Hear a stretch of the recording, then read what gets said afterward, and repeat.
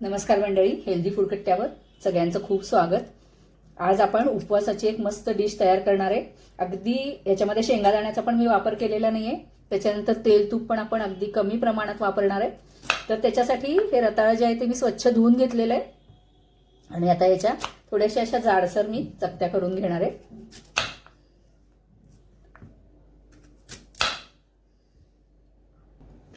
तर अशा साधारण एवढ्या जाडीच्या मी चकत्या करून घेतलेल्या आहेत। तुम्हाला जर याची सालं काढायची असतील तर काढू शकता, पण नाही काढली तरी सुद्धा छान लागतात। तर आता ह्या सगळ्या चकत्या मी तुपामध्ये परतून घेणार आहे। अगदी 1 टेबलस्पून मी तूप घातलंय, अगदी गरज पडली तर आपण वरून तूप घालू शकतो, पण नॉनस्टिक कढई आहे त्याच्यामुळे कमी तुपामध्ये सुद्धा ह्या चकत्या छान परतून होतील। तर ह्या चकत्या सगळ्या मी याच्यामध्ये घालतीये। शक्यतो नॉनस्टिक कढई घ्यायची म्हणजे तूप कमी लागतं।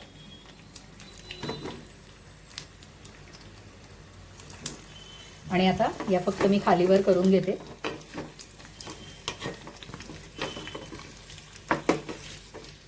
कढई छोटी असल्यामुळे थोडासा वेळ लागेल, पण माझ्याकडे नॉनस्टिक मी फारसं वापरत नाही, त्याच्यामुळे माझ्याकडे मोठी कढई नाही आहे नॉनस्टिकची। आता याच्यामध्येच मी जरा अधूनमधून हलवत ह्या चकत्या मऊ होईपर्यंत शिजवून घेणार आहे। थोडंसं परतून झाकण घालते म्हणजे मग त्या वाफेवर छान शिजतील। ह्याच्यावर मी झाकण ठेवतेय आणि आता आपण पुढचा पदार्थ करूया।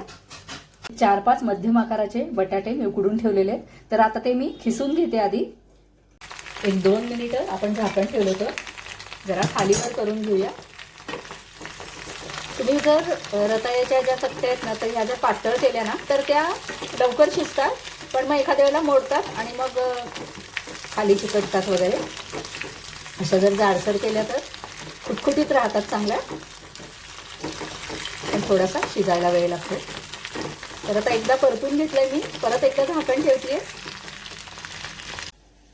तर ह्या 1 वाटी जो खीस आहे हा बटाट्याचा खीस, तर त्याच्यासाठी मी 1 वाटी साबुदाण्याचं पीठ घेणार आहे आणि मस्त साबुदाण्याचे पराठे करणार आहे आपण आज। आणि अजिबात त्याच्यामध्ये जास्त तेल तुपाचा वापर करणार नाहीये। तर त्याच्यासाठी मी घेतलेले आहेत ह्या हिरव्या मिरच्या, 4 हिरव्या मिरच्या घेतल्या, थोडीशी कोथिंबीर आणि थोडीशी जिरं घेतलेली आहे। तुम्हाला जर जिरं आणि कोथिंबीर चालत नसेल, हिरवी मिरचीच्या ऐवजी लाल तिखट घालायचं असेल तरी तुम्ही तसं वापरू शकता। तर आता हे वाटण आपण आधी करून घेऊया। आता ह्याच्यामध्ये हा जो बटाट्याचा खीस आहे खिसून घेतलेला, तर ते घेते मी। बटाटे उकडलेला बटाट्याचा खीस आहे। त्याच्यानंतर 1 वाटी हे साबुदाण्याचं पीठ आहे।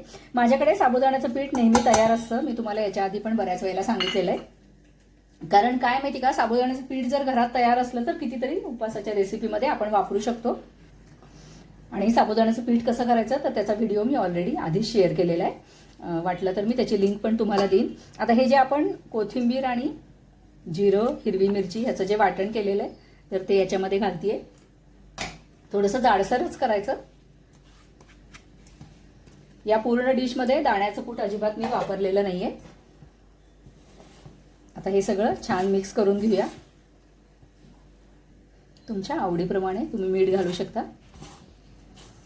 आता हे आधी नुसतं मिक्स करायचं आणि मग जसं लागेल तसं आपण याच्यामध्ये पाणी घालूया। जरा सैलसर पीठ भिजवायचं, म्हणजे मग साबुदाणा जो आहे हा आपण कोरडा घेतलेला आहे, तर साबुदाणा भरपूर पाणी शोषून घेतो। मी तुम्हाला दाखवते कसं भिजवायचं ते। आता हे सगळं मिक्स झालेलं आहे। आता जेवढं पाणी लागेल तेवढं घालूया। मी हे 1 वाटी पाणी मिक्सरच्या भांड्यामध्येच घेतलेलं आहे, म्हणजे मी तुम्हाला सांगते की नक्की मला पाणी किती लागलं ते। अर्धी वाटीपेक्षा जास्त पाणी मी याच्यामध्ये घातलेलं आहे। तुम्हाला ह्याची कन्सिस्टन्सी कळत असेल। आता आपण हे 10 मिनिटं असंच बाजूला ठेवूया आणि मग जर गरज लागली तर आपण याच्यामध्ये अजून पण पाणी वापरू शकतो।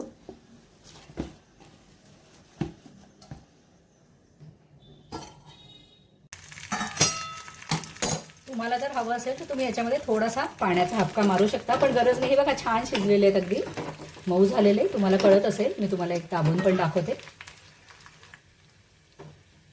हे बघा छान असं शिजलेलं आहे, तुम्हाला दिसतच असेल। तर आणि असे हे छान असे खमंग परतून पण झालेले आहेत। आता याच्यामध्ये मी साखर घालणार आहे। तुमच्या चवीप्रमाणे साखर घाला। मी साधारण एक अर्धी वाटी साखर घातलेली आहे। एक अर्धी वाटी साखर ही विरघळेपर्यंत आपण हे ढवळत राहायचं आहे जरा.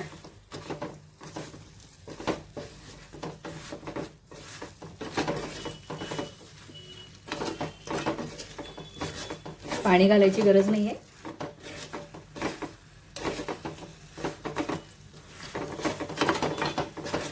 तुम्ही गूळ पण घालू शकता, पण गुळापेक्षा साखरेची चव रताळ्याबरोबर जास्त छान लागते.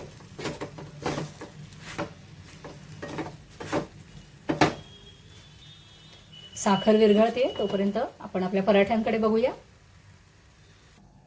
10 मिनिटं झालेली आहेत. हे आपलं पीठ असं साधारण असं थोडंसं घट्ट झालेलं आहे.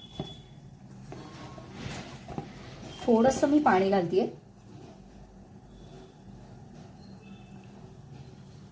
आणि मी 1 वाटी पाणी घेतलं होतं, तर त्याच्यामधलं हे एवढं साधारण अर्ध्या वाटीपेक्षा थोडंसं कमी असं पाणी इथं उरलेलं आहे. म्हणजे हे भिजवायला, बटाटा आणि साबुदाण्याचं मिश्रण भिजवायला मला साधारण पाऊण वाटी पाणी लागलंय. तर आता तुपाचा हात लावून मी ह्याचे सगळे गोळे करून घेणार आहे. तुम्हाला पराठ्याचा साईज कसा हवा आहे त्याप्रमाणे तुम्ही गोळे करू शकता.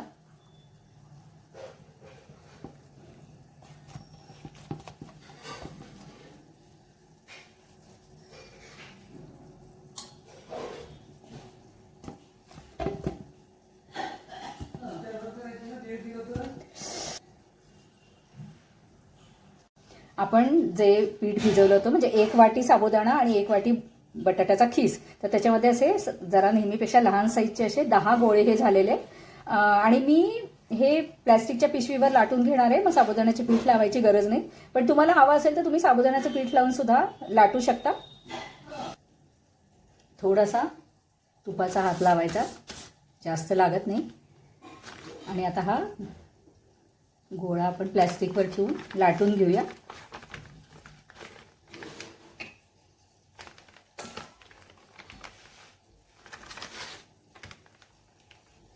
तुम्ही बटर पेपरचा पण वापर करू शकता. फार पातळ आपल्याला हे लाटायचे नाही आहे, जरा जाडसरच ठेवायचे.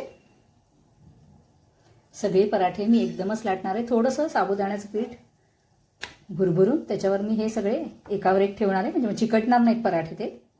रताळ्याचे काप आपले मस्त शिजलेले आहेत, छान खमंग वास येतो.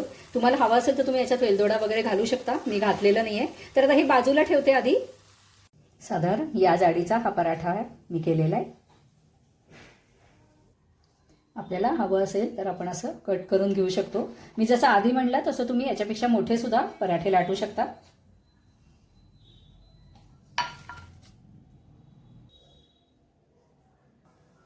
असे हाताने सुद्धा थापून सुद्धा हे पराठे आपल्याला करता येतात. तर असे सगळे मी एक 5-6 पराठे आधी करून घेतलेले आहेत. आणि आता आपण हे तव्यावर छान भाजून घेऊया. तूप लावलेलं आहे पॅनला, आणि हा नॉनस्टिक पॅन आहे. नॉनस्टिक पॅनवर सोपं जातं, आणि आपल्याला जरा बारीकच गॅसवर सुरुवातीला ठेवायचे. नॉनस्टिक पॅनमुळे हे पटकन इझिली उलटलं गेलं आहे. अगदी शक्यतो बटाटा वगैरे अशा गोष्टीला नॉनस्टिक पॅन वापरला तर सोपा पडतो. आता हे दुसऱ्या बाजूनी पण मी भाजून घेते.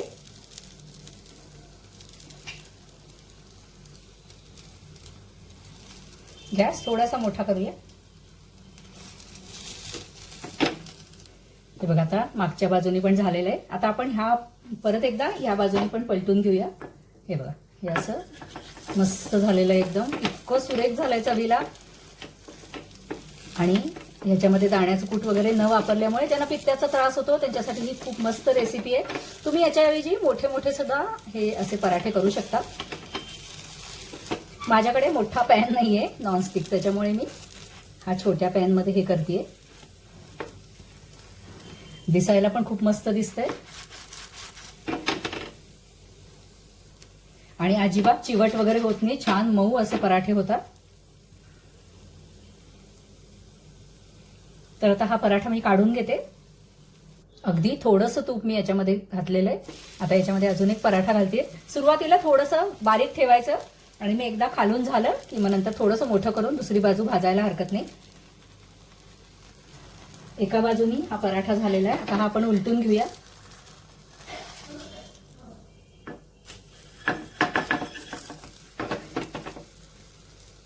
परत मी कडेने थोडंसं तूप घालतेय. आणि आता थोडासा गॅस मोठा करून आपण दोन्ही बाजूनी हा पराठा छान भाजून घेऊया.